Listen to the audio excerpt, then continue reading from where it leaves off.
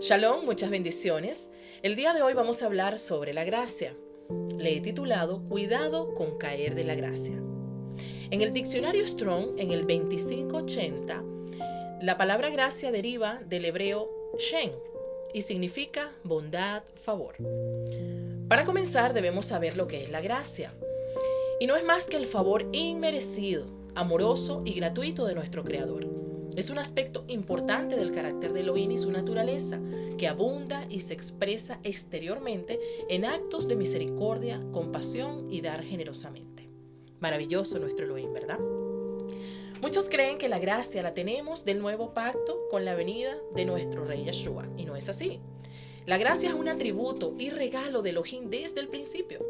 Por ejemplo, cuando Adán y Eva pecaron por pura gracia, quitó sus vestidos de vergüenza, de pecado, que estaba representado en las hojas de higuera, y los vistió con pieles de animales. En Génesis 3:21 dice: Y Yahweh Elohim hizo al hombre y a su mujer túnicas de pieles y los vistió. Ese revestir es semejante a lo que pasa ahora con nosotros, los que hemos creído en el Adón Yeshua. Estábamos desnudos, con hojas de higuera, medio tapando la vergüenza por la vida de pecado que llevábamos, y es por medio de nuestro Adón Yeshua que viene a ser nuestra túnica espiritual. Somos revestidos nuevamente a través de ese sacrificio, para que nosotros nunca más andemos como estuvimos antes, en la vida vieja, en la vida pasada, en el pecado, sino que para que ahora tengamos la oportunidad de vivir en ese camino que Él preparó de antemano para que nosotros anduviéramos en Él, vestidos de luz, nada que ver con las tinieblas. He aquí una vida nueva. También podemos ver cuando el diluvio, por gracia, el Padre salvó a Noé y a su familia. Es verdad que Noé era temeroso de Elohim y todo aquello, pero también por gracia el Padre intervino en salvar a estas 8 personas de las aguas. También podemos ver cuando en el desierto el pueblo desobedece y el Padre los iba a fulminar de verdad por la actitud de desobediencia, de malagradecimiento del pueblo, y Moisés interviene.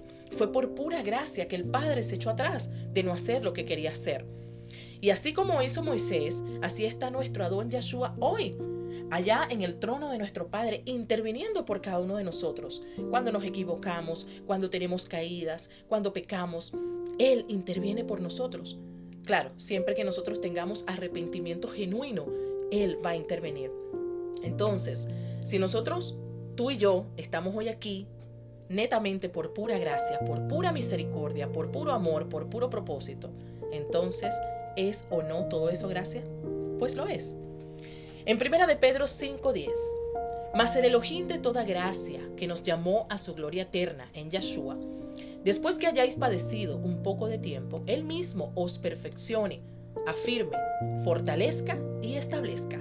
Es un propósito, mis amados, es un desierto. Nosotros estamos caminando día a día en el desierto que es este mundo, en este Egipto, pero estamos camino a la tierra prometida, que es el reino de nuestro Adón Yeshua. Pero eso todo lleva un tiempo y un proceso. Pero tú y yo tenemos que dejarnos. Pero el punto es, ¿cómo podemos nosotros dejar de alcanzar la gracia de nuestro Elohim? Esa es la pregunta de hoy. En Hebreos 12, del 14 al 16, dice: Seguid la paz con todos y la santidad sin la cual nadie verá el Adón. Mirad bien, no sea que alguno deje de alcanzar la gracia de Elohim, que brotando alguna raíz de amargura os estorbe, y por ella muchos sean contaminados. No sea que haya algún fornicario o profano como Esaú, que por una sola comida vendió su primogenitura. Vamos a poner entre paréntesis, brotando alguna raíz de amargura. Sí, la amargura es un sentimiento duradero de frustración, resentimiento, tristeza, especialmente por haber sufrido una desilusión o una injusticia. Y eso se ve reflejado en lo que decimos, pensamos y actuamos. La palabra encierra el significado de veneno, algo que envenena y consume el alma. Así actuamos las personas que alguna vez hemos podido experimentar la raíz de amargura en nuestro corazón. Muchas son las cosas también que pueden hacer crecer esas raíces de amarguras en nosotros. Puede ser el pasado, el daño que nos han hecho otras personas.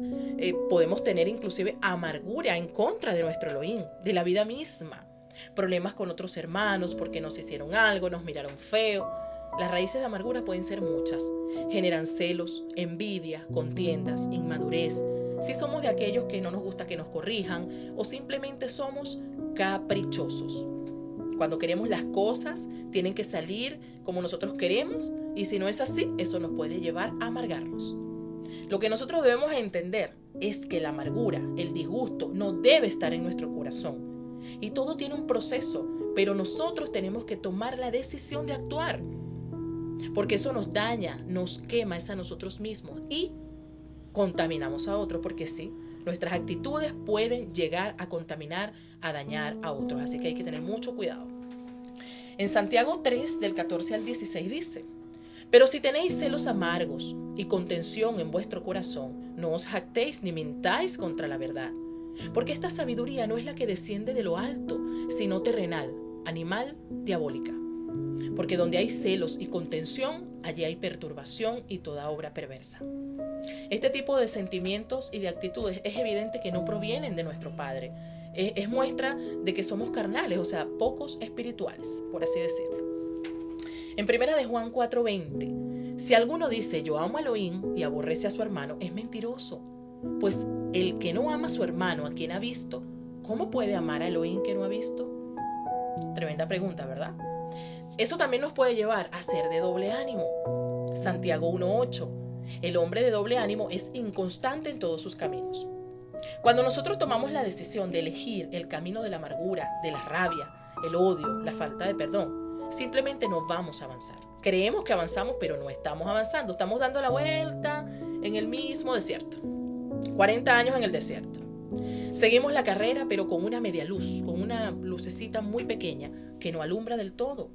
Y esto no es por Elohim, es una decisión netamente nuestra. Para tener shalom y crecimiento hay que perdonar, olvidar el pasado y seguir a lo venidero, que es mejor, seguramente, que lo que nosotros queremos acá, ahora. Mira, muchas personas se quejan y no se dan cuenta cómo el Padre los tiene cuidados, en bendición, pero por no quitar los ojos de lo que no tienen, olvidan cuánta gracia les cubre, y allí no somos más que unos malagradecidos con nuestro Padre. Tenemos que recordar cuántas viudas, huérfanos, enfermos terminales que agonizan en este momento en un hospital, alguien que desea la ropa que tú tienes o yo tengo para vestirse, alguien que no tiene nada que comer y que desearían comerse quizás la mitad de lo que tú y yo nos vamos a comer hoy. Pero el punto central de todo esto es el yo, el ego, y tenemos que dejar que ese globo se vaya lejos de una vez para que no siga volando alrededor nuestro y cada vez que aparezca nos haga explotar. Y con conductas así podemos lastimar y dañar a otros aún sin darnos cuenta. Pero es tiempo de que podamos analizar todo esto. Tenemos que limpiar sí o sí nuestro corazón de toda contaminación. Nosotros no debemos tener amargura con otros.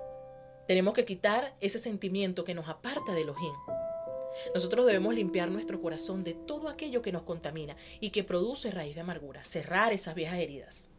Porque eso es una condición para tener entrada a Elohim y de que nuestras oraciones sean escuchadas. Y es que tengamos un corazón limpio, un corazón dispuesto. Sabemos que no podemos por nuestras propias fuerzas, que Él nos ayuda, pero tiene que haber intención en el corazón, decisión. La amargura puede llevar inclusive a personas a perder el temor a Elohim. Porque si nosotros no actuamos oyendo su voz, en su palabra que nos dice que renunciemos a esto, podemos hasta correr el riesgo, como Esaú, que vendamos nuestra primogenitura solo por creer que no lo necesitamos o porque estamos enojados. Es peligroso vivir así. Predomina el orgullo. Y recordemos que así como nuestro Creador es misericordioso y que por gracia estamos aquí, también dice que al orgulloso mira de lejos. Si caemos en orgullo tercamente, Él está lejos de nosotros, no perdemos su amor, pero sí se aleja de Él, sí se aleja de nosotros. Y ahí es cuando empezamos a tener un caminar turbio, no hay frutos, y muchos hay hasta que caen en falsas doctrinas, dejándose llenar por la letra muerta, temas alejados de la Torá, revelaciones aquí, revelaciones allá, y tienen muchísimo que decir, pero su comportamiento está alejado de lo que verdaderamente nuestro Padre pide, y es la obediencia y la santidad. Frutos dignos de arrepentimiento. El propósito que Elohim tiene para nosotros, eso se convierte en nuestro llamado, algo por el cual nosotros tenemos que trabajar, tenemos que desear, añorar tener, para completar nuestro propósito en este mundo. Pero me pregunto, ¿qué podemos hacer nosotros sin la gracia de Elohim? Nada podemos hacer. Elohim es justo y misericordioso con cada uno de nosotros. Pero el orgullo es una inmensa pared, un inmenso muro que nosotros colocamos entre Elohim, entre lo que Él quiere darnos y nosotros. Y es nuestra responsabilidad derribar ese muro de una buena vez por todas. Recordemos también que nosotros tenemos que salir de esa burbuja, que es el orgullo, porque el orgullo es una burbuja donde solamente nos miramos cada uno de nosotros. Y muchas veces nos arrepentimos y no son sinceros esos arrepentimientos, porque pasan los días y volvemos otra vez a ser iguales. Entonces no puede ser. También vemos que el oponente por su orgullo cayó de la gracia. Como no hubo arrepentimiento, está perdido eternamente. Entonces, la llave de todo esto es el genuino arrepentimiento. Reconocer ante Elohim nuestra falla, nuestro sentir. Él quiere que nosotros seamos sinceros. Vuelvo y repito, no que me siento bien hoy, sí, lo vencí, y entonces pasan los 10 días y vuelvo nuevamente a estar con la misma actitud. Sigo dando vueltas en el desierto. Debe haber un cambio permanente. Nosotros, ninguno que estamos en este caminar, debemos dejar de velar y de examinar nuestro corazón, que dicho sea de paso es engañoso. Pero si nos mantenemos alerta, podremos quitarle el control de nuestra vida. No dejarnos guiar por nuestras emociones, que son como esas montañas rusas que suben y bajan, sino ponerle un stop, porque debemos ser guiados por el Espíritu de Santidad. Él es el que debe dirigirnos, no la carne ni el corazón engañoso. Tenemos muchísimos ejemplos en la Biblia. Por ejemplo, David fue un hombre que pecó igual que tú y yo, pero se arrepentía de corazón. Y el Padre lo perdonaba porque veía en su corazón disposición. El apóstol Pablo, un hombre que era perseguidor de los creyentes en Yeshua, hasta entregarlos a muerte.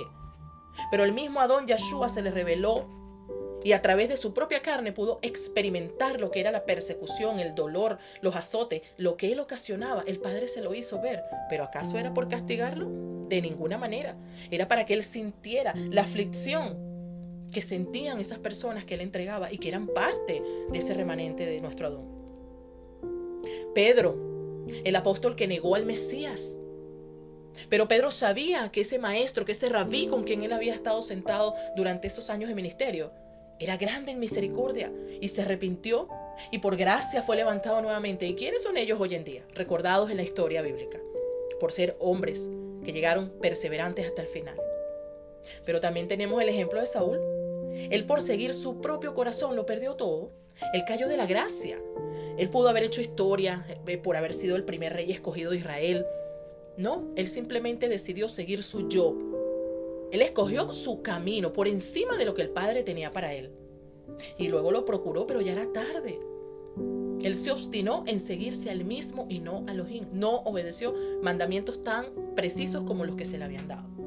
Sansón, por la debilidad sexual que tenía, no quiso someter esos sentimientos, esas actitudes sexuales. Y fíjense cómo, creyendo en su autosuficiencia, confió más en el hombre, en este caso en Dalila, que en el plan que tenía el Creador. Entonces nos damos cuenta que la decisión es tuya y mía, no es de nadie más. Aquí nadie va a hacer un cambio por mi vida. Yo tengo que determinarme a examinarme lo que tengo mal y poder venir al trono de la gracia y decirle: Padre, heme aquí, necesito cambiar, necesito esto, pero hay que poner de nuestra parte. Y si estos ejemplos están escritos en la palabra, es para que nosotros los analicemos, nos comparemos y podamos hacer de verdad un genuino Teshuvah. De ver cómo el Padre obró en ellos, así mismo, porque la misma gracia que obró en ellos, obra en ti y en mí hoy. No hay nada diferente. Nuestro Padre es el mismo ayer, hoy y por los siglos de los siglos en su proceder. Él no cambia, porque Él no es hombre ni hijo de hombre para que mienta, ni para que se arrepienta. Así que hoy tenemos la oportunidad de analizarnos, examinarnos y cambiar nuestra vida.